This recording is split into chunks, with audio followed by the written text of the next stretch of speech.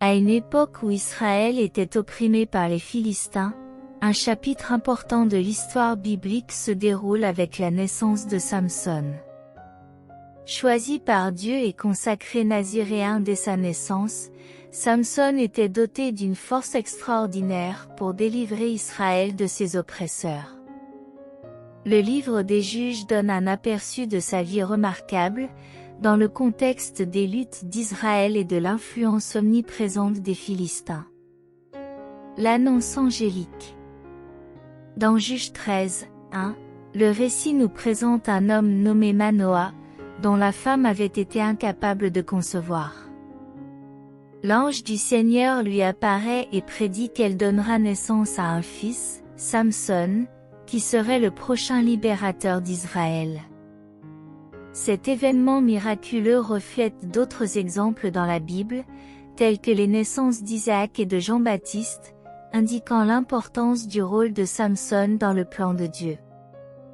Le vœu naziréen. L'ange demande à la mère de Samson de l'élever comme naziréen, suivant le vœu décrit dans Nombre 6, 1 à 5. Ce vœu impliquait de s'abstenir de vin, d'éviter les aliments impurs et de ne pas se couper les cheveux. La consécration de Samson en tant que naziréen était unique, signifiant son dévouement au dessein de Dieu. L'interaction de Manoah avec l'ange. Manoah, initialement inconsciente de la nature divine de l'ange, prie pour obtenir des conseils et des instructions concernant l'éducation de l'enfant promis. L'ange réaffirme les instructions à la femme de Manoah, soulignant l'importance d'adhérer au vœu naziréen. Lors d'une rencontre ultérieure, Manoah reconnaît la véritable identité de l'ange alors qu'il est témoin d'un signe miraculeux impliquant une offrande et une flamme montant au ciel. La naissance de Samson. Fidèle aux paroles de l'ange, Samson est né, et sa mère le nomme selon les instructions divines. L'Esprit du Seigneur commence à agir sur lui, préparant le terrain pour son futur rôle de juge et de libérateur d'Israël. Les premiers triomphes et défauts de Samson. Malgré sa vocation et sa force unique, les choix personnels de Samson suscitent des inquiétudes. Son attirance pour une femme philistine signifie son inclination à faire des compromis avec l'ennemi. Néanmoins, ses actions révèlent la main de Dieu dans sa vie alors qu'il triomphe d'un lion et utilise des moyens non conventionnels pour vaincre ses ennemis. La chute.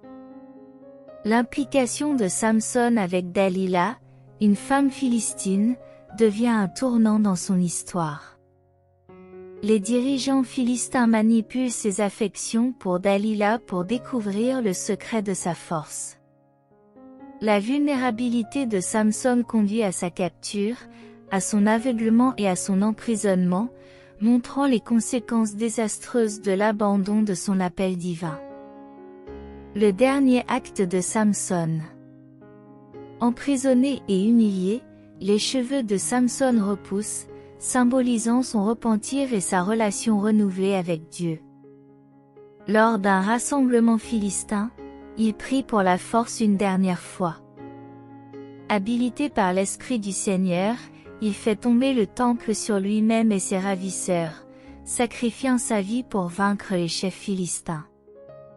Héritage et leçons. La vie de Samson est un mélange de triomphe et d'échecs, illustrant les complexités de la nature humaine et les conséquences de s'écarter du plan de Dieu. Malgré ses défauts, la foi et le dernier acte de bravoure de Samson lui assurent une place parmi les héros de la foi dans Hébreux 11. Son histoire sert de rappel de l'importance de l'obéissance, de la consécration et du potentiel de rédemption de Dieu même face à des échecs personnels.